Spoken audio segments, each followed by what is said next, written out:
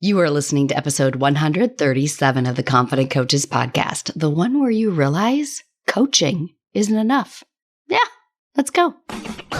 Welcome to the Confident Coaches podcast, a place for creating the self-confidence you need to do your best work as a life coach. If you want to bring more boldness, more resilience, and more joy to your work, this is the place for you. I'm your host, Amy Latta. Let's dive in. Hey coaches, it's another episode for you where I have yet another upper respiratory infection. You are welcome. I'm actually feeling fabulous, but this is the voice you're going to have in this episode. And actually, here's the super fun thing. Today's topic is actually going to bring up one of the reasons why I have been sick 3 times in the past 6 weeks. It's got something to do with emotions maybe causing some physical stuff, and why coaching may not always be enough. So this episode has it all. It's got history, it's got some body science, it has a deep vulnerability on my part, and it has some brand new information I've never shared before. So I'm super excited to tell you that thought work's not enough. Coaching is not enough. Sometimes we need more. And why that's the best news, because there's so much goodness out there in the world. So I think it's really important to understand. So I went to a coaching school that taught a very specific method, and many of my listeners come from many schools that teach a similar method. So if you've learned from Martha Beck or Susan Hyatt or Byron Katie or my instructor, Brooke Castillo from the Life Coach School, this is your thought work-based coaching. What you think creates what you feel, how you act, what you create. But there's other coaching out there. It's not all thoughts create feelings, drive actions, create results. There's a lot of techniques out there. There's a lot of modalities out there, is a word you might hear.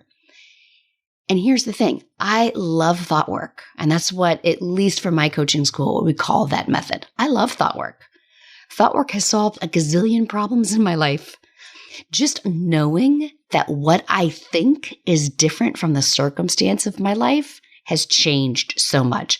My relationship with my husband is significantly better. How I show up in the world has completely changed because I am able to see that what I think is not necessarily everything else. And that when I think a certain way, I feel a certain way, I act a certain way, and then I create a certain thing.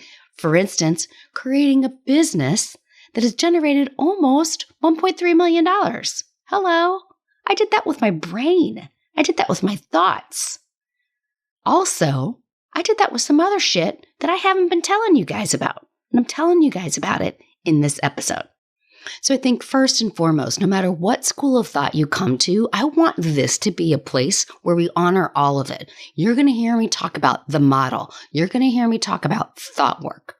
But we're also going to be talking about so many other things that can elevate thought work to a new level, take it to a new place, get deeper results, faster results, more specific results than we've ever been able to get before. Because thought work is not the only gig out there. And I think this is a wonderful thing. I think this is a perfect thing. And it's really important because your head is only part of the work. I've told you a million times, and on this podcast, I've told my clients a million times that I love the feeling line. That's the body, right? What you think is coming from your brain, but what you feel is that's when we're dropping out of our head and into your body, where we feel it in your bones. You guys have heard me use this language all of the time, and I love coming in to a model on the feeling line. If you don't know how to work out a model, I'll go, great, let's start with what you're feeling now. Or let's go to where you want to feel. And it's so important because our head can lie to us so many times, right? This is your Helga brain, your cave woman brain, that primitive part of your brain versus your Gigi brain, your forward-thinking brain, your prefrontal cortex. And sometimes even the most skilled practitioner of thought work can fall for the lies of the Helga part of our brain, because the Helga part of our brain is trying to protect us. It's coming from a place of love. And so many times what I see coaches doing is like, here's the model. Great. Here's the thought. Okay, I'm going to feel motivated, and then try to go into action. And we're just bypassing a whole bunch of emotional work that could be going on there. Or some of the thoughts that we have that our Helga part of our brain serve up trigger so much deep emotion that we don't know how to handle the emotion that's coming in. We don't know how to handle the sensations that are in our body.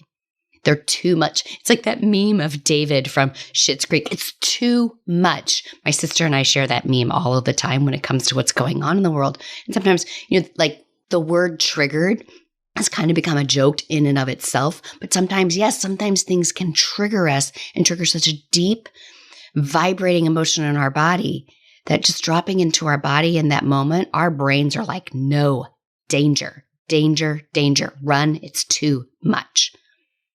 I also think it's really important to know that when we just focus on thoughts and we just think of the feeling as a feeling lying in, yes, let's drop into our body and feel it so that I can move on to the actions, we're negating that we have other brains in our body. What?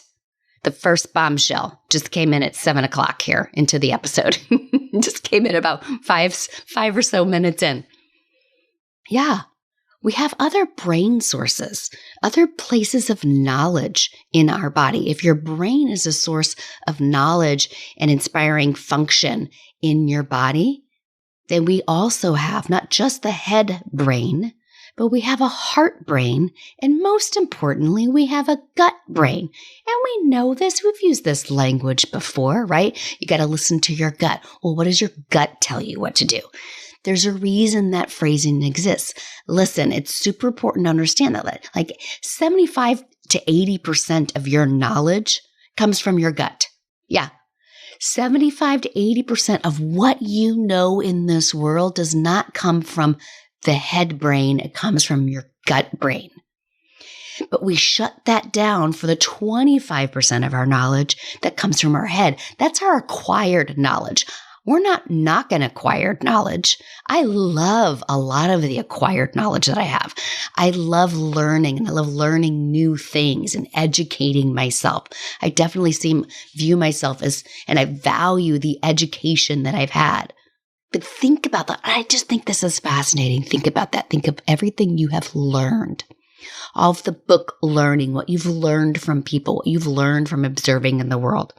All of your acquired knowledge. Would you just stop for a moment? I want you to really think about, what if that's just scraping the surface? What if that's just 20 to 25% of your total knowledge that you have? You've only been accessing a little bit. Like you've heard that thing, like we only use 8% of our brain or 5% of our brain. I don't know what the statistic is off the top of my head, but we've heard that before. And I'm like, yeah, because we think it's all in our head. We're only accessing a fraction of what we know in our day-to-day lives. It's so fascinating to think of. And we defer to the acquired knowledge, the learned knowledge, over our inherent knowledge, our gut knowledge, all of the time, as if this is a good thing. Listen, it might have helped you pass chemistry when you were in high school, but it's not helping you now. Right? If you really want to create, if you really want to go from free to paid coach, if you really want to create 100K in your coaching business, and those of you that have already created that, but you're still listening to me week in and week out, hello, I see you. Shout out to you guys already who just listened because you learned so much good stuff from this podcast. If you really want to create newer and higher things, you want to bring all of that amazing knowledge to the surface. You don't want to just rely on what you know in your head. Because really understand this, your inherent knowledge, that's the star stuff, my friends. That's the universe. That's the cosmos embedded in you. You who in spirit form has all of the knowledge of all of time and space. And we're like, yeah, but I read a book, so you should do this. Yeah, but this book says this teacher who doesn't know me, doesn't know who I am, doesn't know about the star stuff that's embedded in me, is saying I should go do this. And even though it goes completely against my gut, I'm going to defer to them over what I know? I don't think so. Not after working with me, you're not. And we've been talking a lot about the gut. Let's talk about the heart. You realize that the biggest electrical generator in the body is not the brain, it's your heart. This is your literal power source here. The electrical charge that keeps you up and running all the time, that comes from your heart. Why do we shut that down and go to our brain instead? I really want you to think about this. If your gut is your curiosity center and the heart of all of your inherent knowledge, and your heart is your creative center and the electrical pulse that gets that knowledge out. And then, there is your brain, and that is an important part because that's the thoughts about what you are creating and your knowledge on how to spell words or to operate a podcast. Let's even look at that. Let's take one specific thing. Let's take creating a podcast. Understand that if we look at what it takes to create a podcast, almost everybody cuts the gut and the heart out and only goes for the head and tries to create a podcast from scratch and operate a podcast only from the head. And I'm telling you, you're missing out on 80% of the magic right there. Your ideas and your inherent knowledge and the star stuff and all of universal time and space and knowledge invested in you personally, that's coming from your gut. How you're going to present them, the passion for them. There we go. The passion for that, the creativity, these ideas that you're going to take that are inherent to you, and then the creative spin that you're going to put on them with passion and love and fire. That's coming from your heart. And then what you want to think about yourself and the how-to of the tech to actually get the podcast out into the world. And the best way to organize that information in a way that makes sense in podcast form, that's your head. So you see how you haven't even been scraping the surface when you ignore your gut and your heart. So how can we help you get listening to your gut and your heart more? This is why coaching is not enough. This is why thought work is not enough, because it's ignoring 80% of what's there. We want to get these three pieces in alignment with one another. And listen, there are so many different techniques, right? And thought work is important. And if you do thought work really well, you can get some of that alignment into work. We've talked a lot about feelings here on the podcast. We've done a lot of feelings work on the podcast. We're just going to go deeper. I've just learned new things. You might even say they were acquired knowledge. And I'm getting ready to share the story about that. But a lot of it was already in me, and it was really, some of it is some technique stuff, some acquired knowledge, but all because in my gut I knew there was more that I needed to bring to the table for you all. This is where neurochemistry comes in, the chemical changes that happen in our body when we get our head and our heart and our gut in alignment with each other. We're very familiar with, we need to change the neural pathways in our brain. That thinking creates neural pathways in our brain. So when we're changing our thoughts, we want to stop writing the one neural pathway over and over again. We want to ride the new neural pathway until it becomes embedded. Yeah, we're doing the same thing between our brain and our heart and our gut. We're creating new neurochemical connections between those things, between the head brain, the heart brain, and the gut brain. Just like we're creating new neural pathways inside the brain with our thoughts, we're creating new neurochemical connections when we get the head and the heart and the gut in alignment with one another. And here's another big ass secret. I'm just going to keep dropping them over and over again throughout this podcast. I've been getting these things in alignment all along. I've been doing this work for 5 years. I kind of knew I was doing it, and I've mentioned me doing it, but now I'm laying it all out onto the table because I also just kind of realized that I've been doing it for 5 years. It's really funny. When I was at the mastermind a couple of weeks ago, and I think I've mentioned this on the podcast already, and I was talking about, I wish there was a coach that did the really, really deep coaching, that did the patriarchy work, but also did this deep connection stuff. And my friend on the other side of the table was looking at me going, I'm waiting for you to figure out that that's you. I've been doing the deep connection stuff on this side of the table for over 5 years. And honestly, if I'm really honest, this goes back to me being way a kid. This is stuff that was squashed down under This is where I learned from a little girl that acquired knowledge trumped inherent knowledge every day of the week. So I squashed that deep connection work that comes so easily to me that I can teach to others because it wasn't what was going to get me an A on the paper. You see what I'm saying? This is where my good friend, Dr. Wendy, comes in. Now, I've mentioned Dr. Wendy on the podcast before. I've worked with Dr. Wendy for over 5 years. She's technically a doctor of chiropractic, but oh, she is so much more. I've called her my energy worker, my body worker, my empath.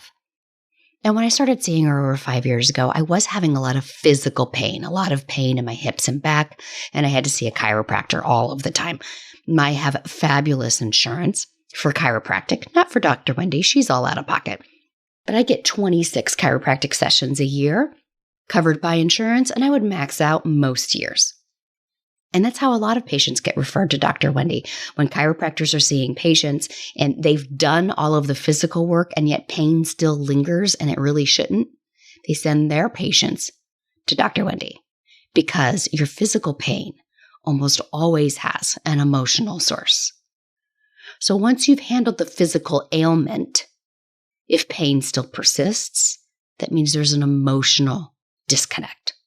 For instance, Dr. Wendy was the one who described emotional pain as being like, imagine a filing cabinet in your basement. Like, imagine that you have a basement room in your body, but visualize a basement room with a filing cabinet. In every emotional incident of your life, a new file gets stored in there. So over time, that filing cabinet starts to overflow. It falls out of the filing cabinet, and then the room fills up, and then the basement fills up, and eventually it comes up to the surface, and it comes out as physical pain. That's you. Your basement is deep in your core, and when your emotional pain manifests as physical pain, it's telling you something. This is why we do this in coaching all the time. What do you think your anxiety is trying to tell you? What do you think your fear is trying to teach you? It's a similar thing here. When you're having physical pain, what do you think that's trying to tell you? And I've talked a lot about her before. I've wished that I could refer her, but there's really kind of no one else like Dr. Wendy. And I've been unsure how to share her work because she just has this ability to just read my body. I can walk into her office and she's like, oh, what's going on with this over here? I don't have to tell her what I need. And she doesn't necessarily say, she's just, I'm placing this stone here to release this, and I'm pressing here to process that. She uses acupuncture, acupressure, a variety of minerals, stones, crystals. Sometimes she brings in essential oils if she needs to, applied kinesiology, clinical kinesiology with an emphasis on emotions, biometric integration, which releases emotional pain. She uses all of these techniques to help release your emotional pain, to help work through whatever that block is that's going on in your body. And inevitably, I would leave her. I see her every 6 to 8 weeks for the past 5 years. And invariably, I'd go and I'd be able to create so much more after seeing her. And I've begged her to be able to have a network of people that she could refer. And I have people who travel out of town to see her. So if you ever come to town, if you ever want to get her information, you want to travel to St. Louis, by all means, come see me. So I had been canoodling. Boy, wouldn't that be cool if I could bring her into my clients in some way? But it all came together this spring. This is where we're coming in for the third big thing. This spring's been really difficult. I've had a lot of circumstances where it has brought my people pleasing and my desire to make sure that nobody's ever mad at me to the surface. There's been a lot of changes in my life, personally and in my business. I've been setting boundaries, holding people to those boundaries, saying no when I've always said yes before, speaking up when normally I would just keep my head down and stay quiet. And these situations have not always been met by the other people the way that, I would hope. Like, oh, if I stop people pleasing, then somebody's going to have something to say about it. And some people had something to say about it. And this is my work, right? Allowing people to not be okay with me. Learning that I can be safe while I feel unsafe. Because not people pleasing feels really unsafe to me. And if you think I was able to set those boundaries and just process a few thoughts, oh, no, no, no, no, because coaching isn't always enough. Oh, no, no, no, no. So funny thing, I started putting a lot of this stuff was ruminating in my head for a month or two because of some coaching work that I've been doing. I've been doing some reinvention work. I've been doing advanced certification in feminist coaching. And then I had an appointment with Dr. Wendy, and it was going to be another 8 weeks. And then after that appointment, I started putting actions to the mental work that I was doing. I started making those changes. I started doing those things that I've mentioned. But I didn't have another appointment with Dr. Wendy for another 8 weeks. And I called her office and said, if you can get me in earlier, but she books out. And so her office was trying to call me when an appointment would come up. And invariably, I wouldn't be able to go in when they had a cancellation. So in the meantime, I'm coaching, I'm self-coaching, I'm doing a lot of walking, I'm meditating. I did everything that was available to me, and it was not enough. And it's been a catharsis, the work that I've been doing. The couple of months of learning new acquired knowledge, like I'm wrapping up 4 months of work in the feminist coaching course. So all of this started over 4 months ago, but those first 2 months was just me kind of like soaking everything in and making a lot of changes in my brain. And in the past 2 months, it's been actually applying that.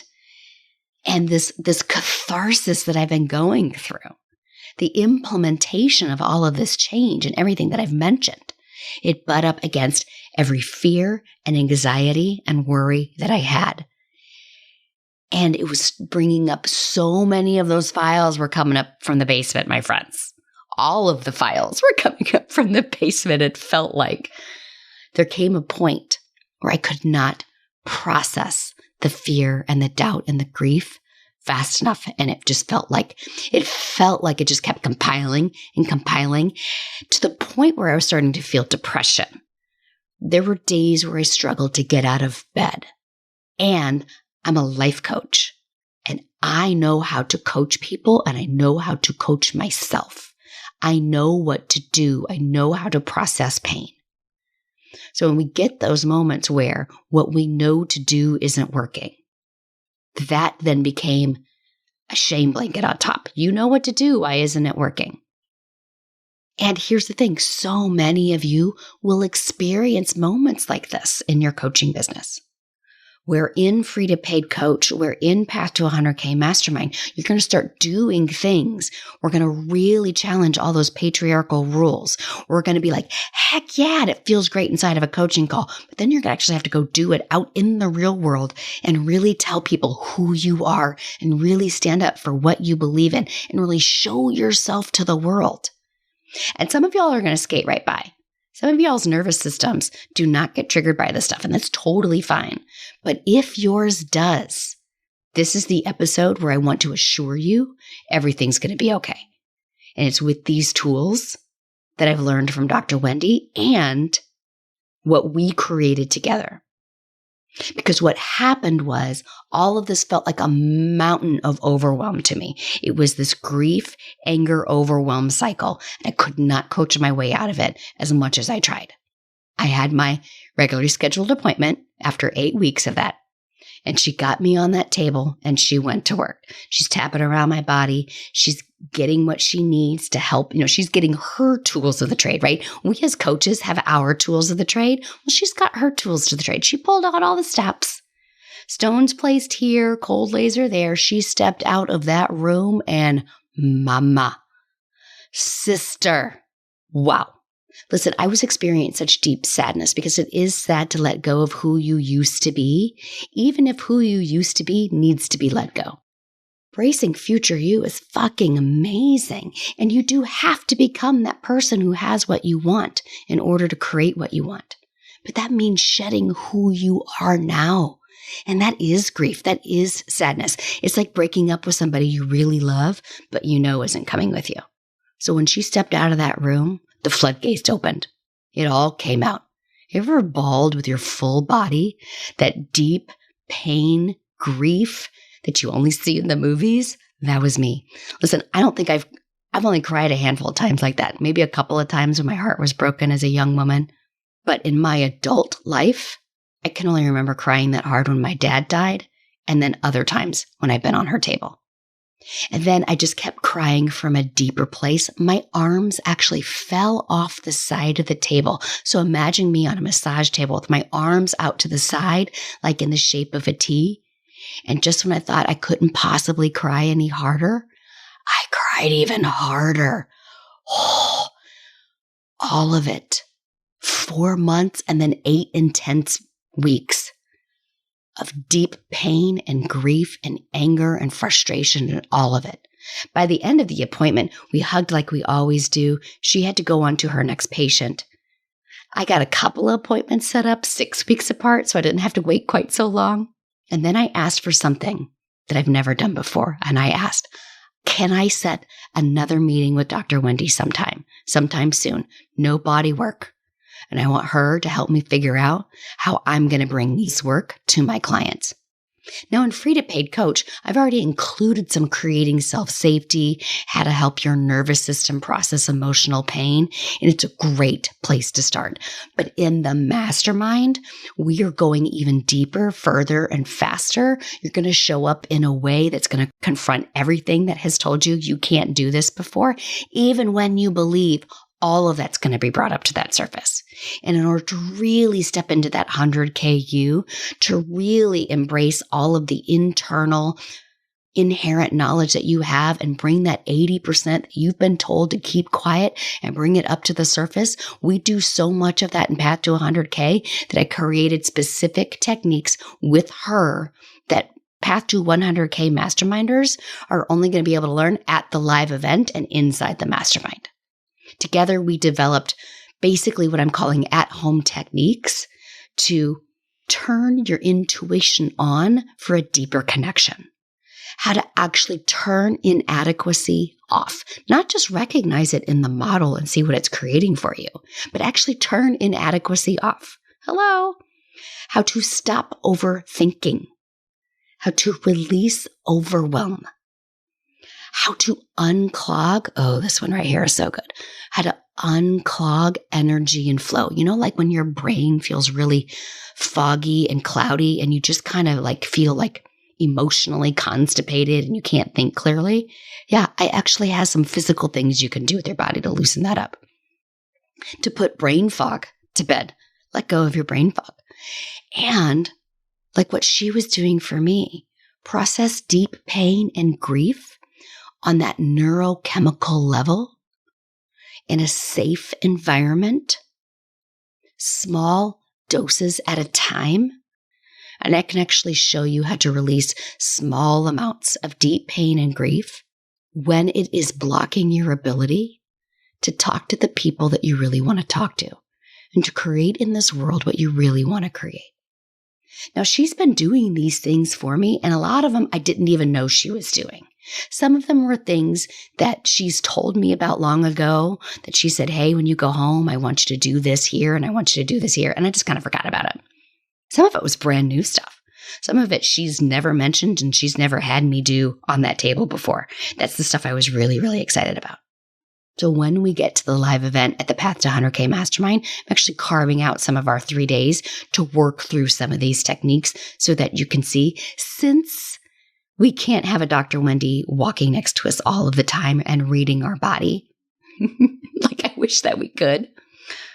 We're going to combine that master level coaching to help kind of figure out what's got you stuck, but you're also going to have some actual physical techniques you can use on your body to take the coaching work, the thought work, and actually process through it and integrate it. Get that head, heart, and gut in alignment so much faster. So you will be able to learn what you need to use when you need to use it. Like, oh, I'm overthinking. Let me rub that spot on my arm like Amy showed me. Oh, I'm feeling really blocked and I can't access my Gigi thinking. Like, I ain't got no intuition today. Great. I'm going to place my knuckles at a V off my belly button, find my adrenals, and give those a massage, give those a rub to kind of clear that clutter off of my gut. Do you see how this just takes what we've learned to a new level, to a different plane? And I want to bring more of these ideas here. I want to keep having these conversations. To me, nothing is off the table. I want this to be an encouragement to you to use whatever modalities speak to you. You don't have to use what I teach. I'm not certifying you as a coach. I want you to bring in everything that has worked for you. Like even this neurochemistry work that I'm talking about is not the end all be all. In fact, I want you to even notice I've done this entire podcast and you can tell my voice, not the best because I've been sick 3 times in 6 weeks. Are we surprised? This right here could be an entire podcast episode. The physical ramifications of emotional work. These are the physical side effects of so much emotional work. I've been spending at least 4 months really integrating new information and 2 months acting on that new information. And it has required me to stand up to people, to stand my ground, to set boundaries, to not hang my head, to not go hide in the shadows, to say what I really mean, to say, no, I'm not doing that, even when I would normally have said yes, to take my people pleasing and say, we are not doing that anymore. No wonder I've been sick. My body's been trying to purge and process all this emotional stuff. And it's a lot. Now, and Dr. Wendy reminded me of this. This is stuff that I knew, but it wasn't at the forefront. Now I'm actually going to have it in my program, so I'm going to know. Like when you get physically sick, like even me just knowing how to move the lymph in my body, doing dry brushing, lymph massage, moving my body very gently, a lot of hydration, a lot of vitamin and mineral support to support your body as it's processing the physical ramifications of your emotional work. It's all connected, my friends.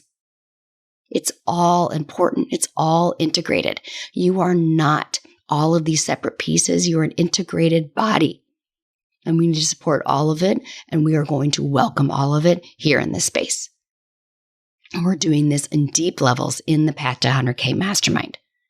We are also doing some of these things in free to paid coach also, but the real deep integrative work is going to happen more often in the mastermind level. I'm bringing all of the modalities into both programs, but how you see it show up may be different just because of where people are in their businesses. All right, my friends. So this is why coaching is not always enough. And this is the best news because there's so much goodness out there. I'm always going to lead with the coaching, deep, master level, deep dive under the surface coaching. But now we have even more tools in our toolbox to help you process through that so that you can go create what you've always wanted to create. You got this. I sure hope you're going to meet us that first week of August in the Path to 100K Mastermind, the 3-day live event that first week. I sure hope you're going to be there. Did you get signed up? I hope you didn't miss the window. All right, coach, until next week. Let's go get paid, coach. Coaches, I have created a brand new freebie offer just for you podcast listeners. I created a brand new training called Stop Overcomplicating Confidence because I see my coaches do it all the time, make this confidence thing way harder than it has to be. In this free training, you're going to learn exactly how you overcomplicate confidence, what's creating that, and how to stop it. Here's the best part. All of it, less than an hour. Less than an hour of your time. You will feel more confident in less than an hour, right? Yeah, friends, this is the best training I've ever done. So visit amylatta.com/podcast gift to get yours. Again, that's amylatta.com/podcast gift. Go now and feel more confident in just an hour.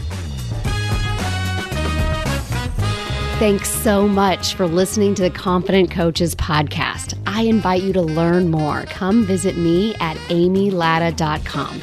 And until next week, let's go do epic stuff.